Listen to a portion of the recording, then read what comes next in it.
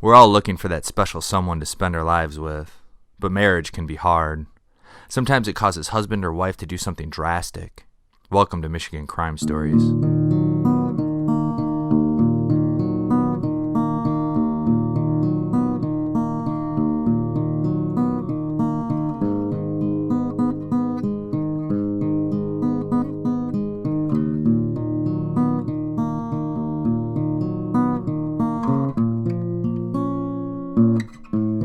Michigan Crime Stories is a podcast that explores murder, mysteries, and mayhem in the Mitten State.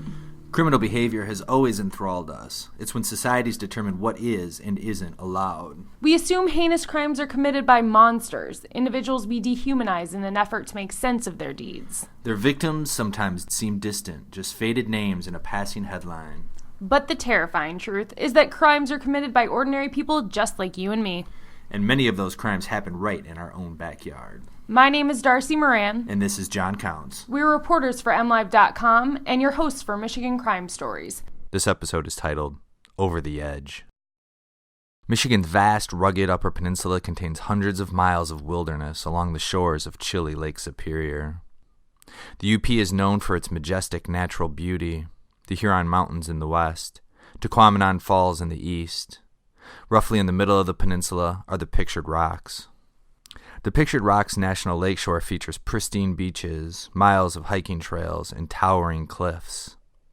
Thousands of tourists flock to the National Lakeshore each summer, and that's where our story takes place, on a 140-foot limestone cliff overlooking the romantic, crashing, whirling waters of Lake Superior. Thomas and Juanita Richardson came to Munising in the Pictured Rocks on vacation in the summer of 2006. They came north to the UP from McBain, Michigan, where Thomas worked as a FedEx driver and Juanita was a secretary for the local school district. Together, they were raising their children.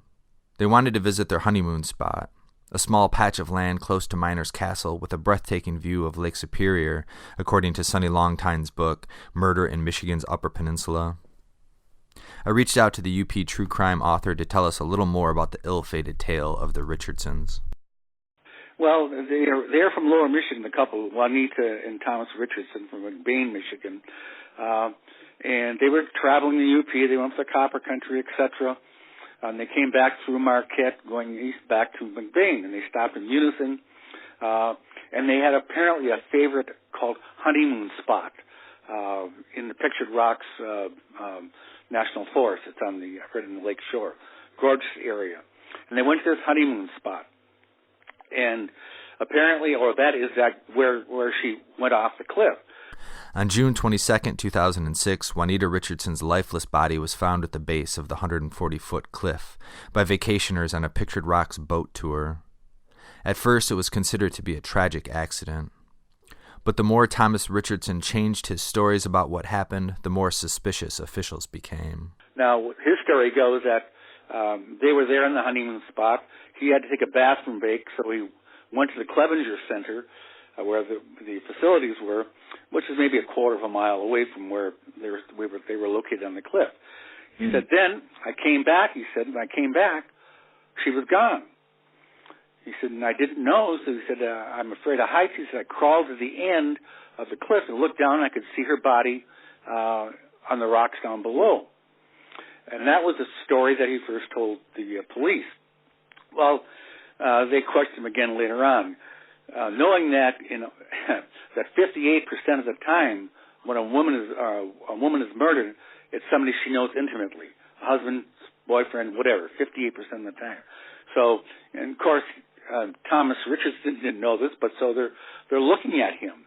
So that night, then they queried him again on what happened. He said, well, I came back after the bathroom break, and he said, I saw her, and she looked at me and said, oh, God, and then she jumped off the cliff. Well, they said, you didn't tell us that story this morning. He said, well, she probably committed suicide, and so I didn't want the kids to get upset, so that's why I told you that other story. Well, then the next day they query him again on this, see what consistencies they're going to get out of him. And the third time he gives them a different story again. He said, when I came back from the Clevenger Center, he said, I saw her, and then she stepped on a loose part of turf or something, and she fell over the cliff. So they now have 3 different scenarios on what happened to her. Obviously, those are red flags for the police, and then further investigation went on from there. Prosecutors would later settle on a different theory, that Thomas Richardson pushed his wife off the cliff. What probably occurred in a matter of seconds, a simple push at the top of a cliff, took officials 10 months to investigate. In February of 2007, Thomas Richardson was arrested and taken to the Alger County Jail. Prosecutor Karen Barman called 23 witnesses at the preliminary hearing in an effort to prove that there was probable cause Thomas Richardson murdered his wife. All was not right in their marriage, it seemed. Then they start probing into the background of him and her and whatnot, and they found out that there was some marital discord going on, that he probably had a girlfriend. He was financially in debt to about $250,000. They had a beautiful log home, he had a Corvette and whatnot. Richardson was philandering, and Juanita Richardson may have been seeking a divorce. I asked Longtime to elaborate about Thomas Richardson's alleged lover. He had a love interest of a lady named Kelly Beaupre. Within the last year, they had 333 conversations they recorded. And one just the night before he, quote-unquote, pushed her off the cliff. He denied it, that there was a relationship. She denied it, there was a relationship.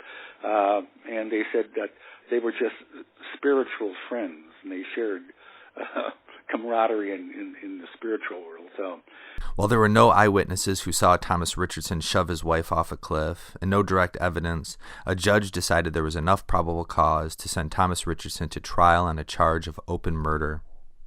During a highly publicized trial that lasted more than a month, prosecutors brought to light the Richardsons' financial difficulties. They had a total debt of $237,000 after years of living beyond their means.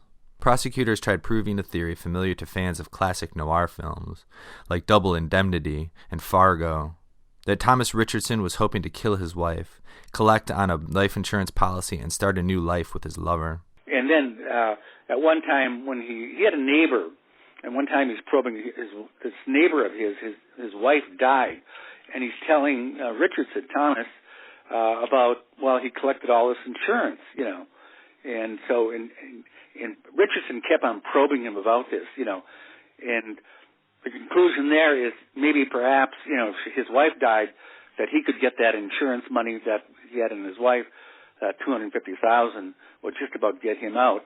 The trial dragged on. After 5 weeks, it was the defense's turn to call witnesses. Thomas Richardson's attorneys called a series of people to the stand who testified about what a good guy he was. The defense also revealed that Juanita Richardson had 2 affairs of her own during the course of her marriage, and that she once took medication for depression. The Richardson children testified on behalf of their father. Longtime was in the courtroom for much of the proceedings. I asked him about how Thomas Richardson appeared during the long trial. So you sat in court with him for a while. Do you have any sense of what kind of guy he was? He wore sunglasses when the trial started. The prosecuting attorney protested this, saying, we have to be able to look at his eyes, and see how he's reacting, what's going on here. And so they made him take his sunglasses off. And he said he needed them because of a previous head injury that he had one time. Well, the Windsor his medical records, they never found evidence of that. So the judge did make him take the sunglasses off. But for the most part, he was pretty stoic, and saw him chat once in a while with his attorney, and that was about it. Despite no physical evidence and the defense's attempt to cast doubt on the prosecution's circumstantial evidence, the jury found Thomas Richardson guilty on first-degree murder. He is currently serving life in the Michigan Department of Corrections.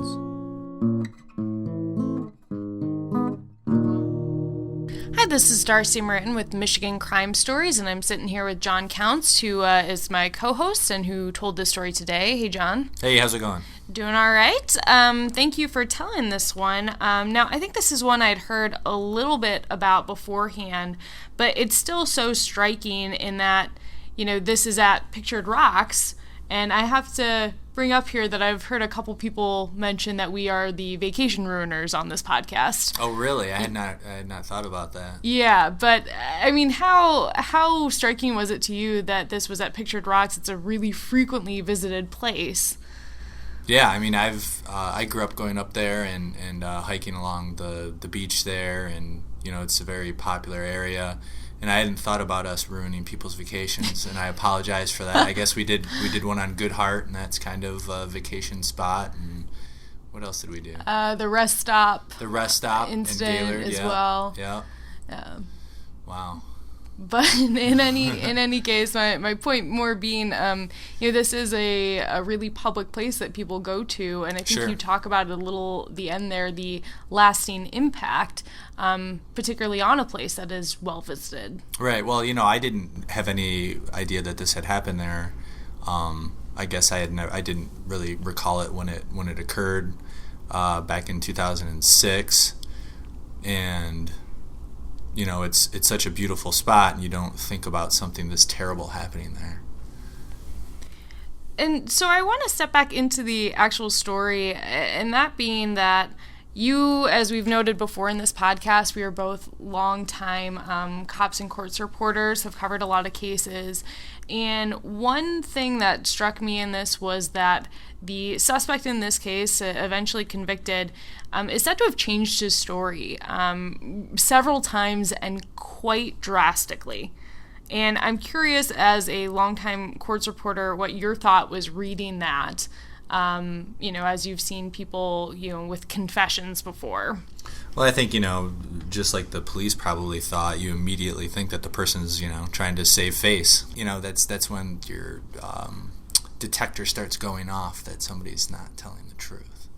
Well, I guess I thought that it was interesting in that a lot of times with people that eventually end up, making pleas and therefore admitting to crimes, when you go back and look at cases where they had lied beforehand, they try and stick to a kind of similar story.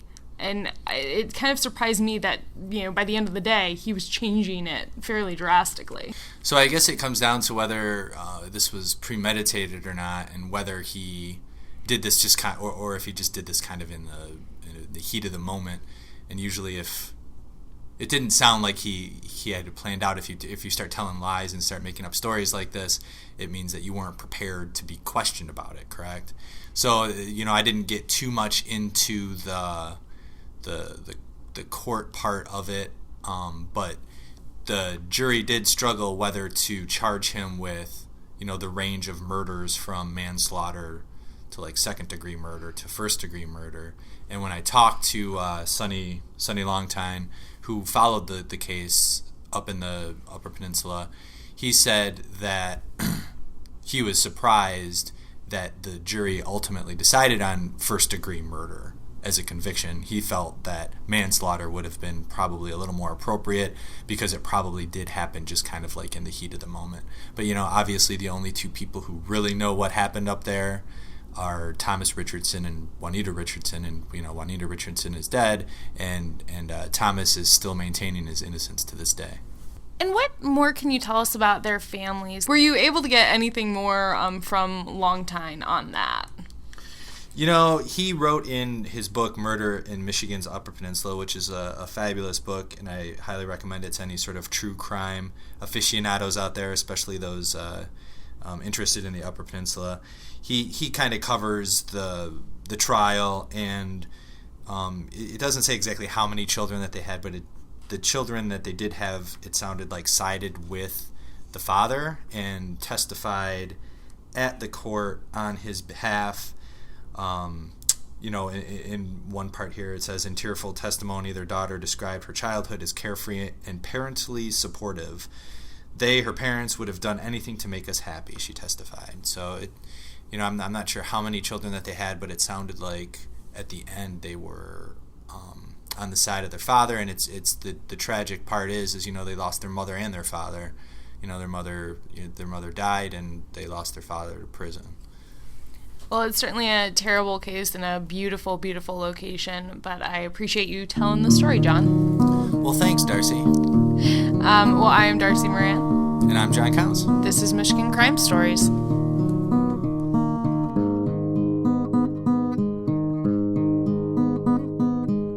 Thanks for listening, and stay tuned to Michigan Crime Stories for more episodes of mystery, murder, and mayhem in the Mitten State.